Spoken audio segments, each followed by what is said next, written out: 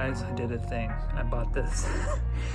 I bought this boat, and it honestly, it wasn't a bad deal. $600. They got me a V-Haul Jon Boat. It's 12 feet long, 4 feet wide. I'm really just using it for the lakes that are around my neighborhood, and they're all electric powered motor anyway. Like, that's the ordinance in this area, so you have to use a trolling motor. This guy came with a gas powered 8 horsepower transom motor back there. That outboard, you know, I need to get rid of that motor. So I did put that on Facebook Marketplace. Hopefully I can sell that, and with the profit from selling that motor, I can get a decent trolling motor for the transom. I'm gonna get transom mounted on there. And then the rest of this build, this is an old aluminum boat, and it's from 1973, and it looks every bit of it. It is dirty. It's been used and put away wet type of deal. So I say we, probably mostly me, I'm going to strip the paint off of this. I am going to try to do this the right way, get this paint stripped off of it, clean it up. Then I'm going to do bed liner on the bottom to give it a little bit more protection in case I go over anything. The lakes that I'm gonna be in, there's just not a lot of structure, so it's probably not gonna be running over anything abrasive anytime soon, but that, just in case, you know, I'm gonna end up selling this along down the line, and I want to make it look appealing to anybody who will be a potential buyer in the future. But for now, I want to make it look good. I'm not using this for duck hunting, so the camo paint job, I know some of you are gonna be like, that's blasphemy, don't get rid of it. I'm getting rid of the camo paint job, and I'm going to be doing something that looks nice. On the inside, I'm going to go gray. On the outside, I'm going to do like a blue, and then the bottom truck bed liner on the bottom. It did come with the trailer. Again, $600, that's not a bad deal. I know there's better deals out there, but I was in the mood for a project, and I wanted to get started in this as soon as possible, so this is what I'm working on. I've already kind of stripped it out. They had like a platform in here, which I'm gonna do a platform and have some storage and stuff built into this, so that way I can be fishing from a deck instead of, you know, the V-Haul. It's kind of hard to stay stable on that, so I'm gonna build this up, put a platform on it. I'm gonna try to show the build, or at least talk you through the build, and that's what this video is about. It's taking my V-Haul boat from 1973 and making it look like it's from recent. I'm not gonna say from this year, but recent. We're gonna make this look nice. So here's the before, and let's get to it. I just pulled out the old transom that was in this boat. So this boat has a date of 1973, like I said before, and the transom was sitting here. Take a look at how old and how long these screws have been in here. They are rusted to the point where that they are no longer screws. It has completely eaten away. Watch this. That's the screw. It was disgusting having to pull that out. Here's what it looks like. So that's the old transom.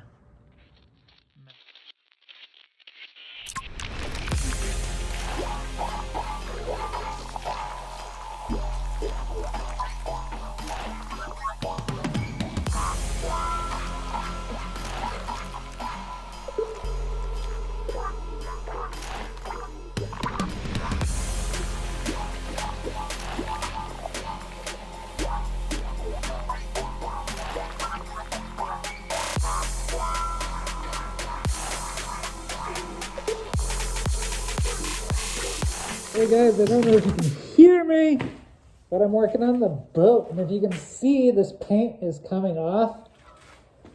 Oh, actually, I can take this off. Hold on. No, I'm not like super nervous. No, I'm not like super nervous about Corona. This is just a respirator because when you're working with aluminum, and I'm about to use a sander, aluminum dust is extremely bad for you. So I'm actually really excited about this. I might not need to use my sander, and here's why. I'm using this citrus stuff. I'm like Bane. Yeah, using this like citrus paint stripper, and I just left this stuff on all night, and if you can see, it just is kind of, it's just like peeling off. Look at that. That's just old paint. It's just falling away. So yeah, that's easy peasy lemon squeezy. So I'm just gonna take off all of the paint working on the inside, and as you can see, it's just kind of falling away now. And that's gonna make it a lot easier. So if you're removing old paint from your Jon Boat, get some of that citrus stuff, bro. Paint it on. I just left it on like almost 24 hours. And yeah, it's just coming straight off. I'll give you an update here in a bit. Woo! Guys, we have got the boat and it is looking dusty. It is not looking good. That's for sure. I have got paint thinner, citrus strip or something like that. I don't know the name of it, but it is on here and it is ready to come off. It is so goopy gross. I tried like scraping it off at home because that's what the directions say to do. And it just makes a huge mess. So what I'm gonna do is spray it off. So that's what I'm about to do right meow. And it's gonna be pretty cool. All this paint and all that goop is gonna come right off. I'm really excited for, well, not this side, but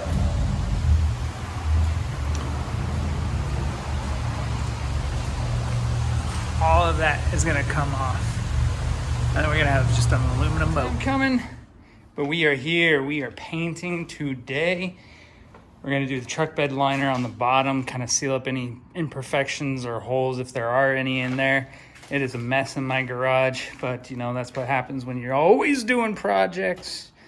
Basically living in and out of the garage. I'm hardly ever home anymore, but yeah, gonna do the truck bed liner, got it taped up. Might not be the best tape job, but it is done.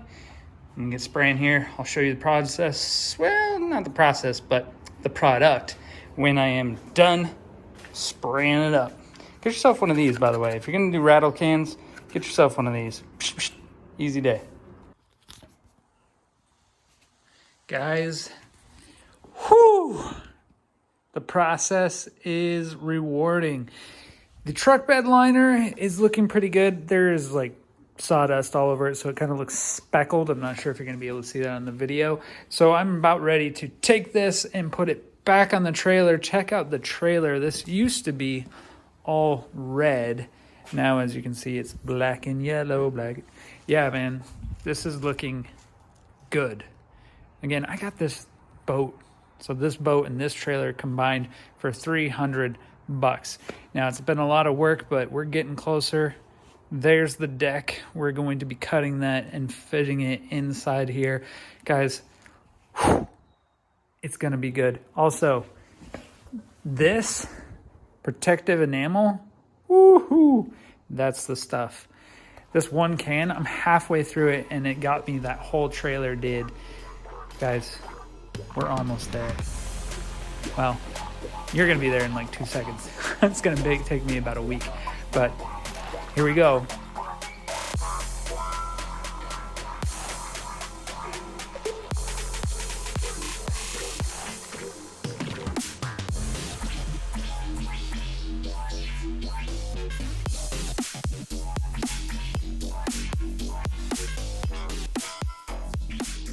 All right, guys, so it's a little messy, but I got it all figured out. We got the battery put in. I was able to frame this up, put the decking on. I painted all of the decking with that protective enamel paint, to make sure that it should seal this up a little bit better. So this front area is just kind of a drop-in hatch. I don't plan to open this up, so it doesn't really have hinges here. This is just only when I get home so I can charge it. And so that's this battery. The cables are running underneath the deck. There's a PVC pipe here for the cables to protect them so I don't accidentally like get them all messed up and all that, whatever. So the PVC pipe is there. Put some carpeting down in this area where I'm going to keep it, you know, flush with the bottom of the hull. I'm not going to have a platform here.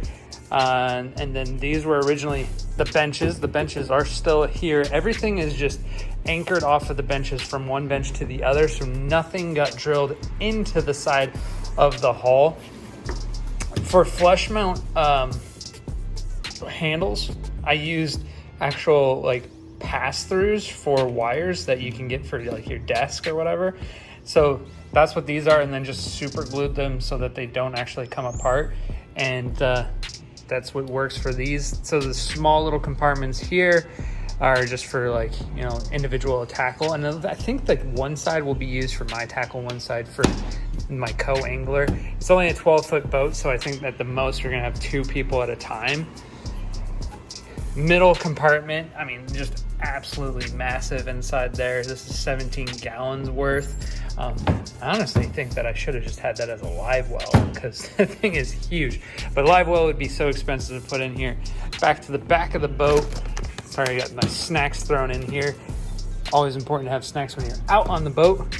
But I had this leftover from the original boat that I bought. They had this compartment, but it's busted. There was a locking mechanism on here. The lock doesn't work anymore, but the hatch is actually really cool. So there's actually no bucket in the bottom of this one. It just goes down to the bottom of the hull. I wanted to maintain the ability to reach in there and like mess around with any plugs or any wires and stuff that I might need. So this also helps because I didn't have enough of this EVA foam to cover this back area until I cut out this, and then I just used scraps to fill in the rest. Guys, this is something that I thought was pretty neat. I have the transducer cables running through. There's like this, it's kind of like foam, but it's just basically a tile, like a tile that you get from Menards or Home Depot or whatever, and I didn't buy it. Like, it's just a sample that I cut, like a pizza almost, and then I used this little pass-through plate for like 49 cents to make it so that way this passes through, but it doesn't look all janky or whatever. So it was only 49 cents to set that up. And yeah, new transom, beefed up the transom, that is. And then I got this little plate back here. That's the full boat. I'm gonna pull it out. I'll show you what it looks like all said and done. Yeah, I used angled aluminum for the framing in here, which is light and extremely strong. I think if you're doing this, I would highly recommend doing kind of like a hybrid. The decking is wood, but I was going to do PVC, but it was just so flimsy and bouncy that I decided just to go with the wood. But yeah, do a hybrid setup. I ended up using stainless steel. I know I read a bunch of stuff online saying like stainless steel and aluminum, they don't mix, but when you put silicone between the connections and stuff, it shouldn't cause much corrosion, if any. And I guess it happens all the time. And people who build the boats use stainless steel in many cases. And I did use aluminum rivets, but the rest of it's stainless steel with silicone, so it should be fine. We'll get it pulled out, and you get a good look at what she looks like. And I need a name for this boat. So if you think of a name, put it in the comments down below. We got to come up with a good name for it, and I'll get it like stickered up and put on the side here. So yeah, we'll show you the whole build in here when I pull it out. Woo-hoo! Guys, it's been a long time coming here. Been working on this boat. It is done. We're gonna go give her a drink, dip her in the water. But this is the finished product right here. Trailer's looking better. Man, that thing was crusty when I started. We got videos coming out soon. Thanks for watching this one. We're gonna get it on the water, and we're gonna start catching fish. The channel is kicking off. This is Lastcast, and we will see you on the next one.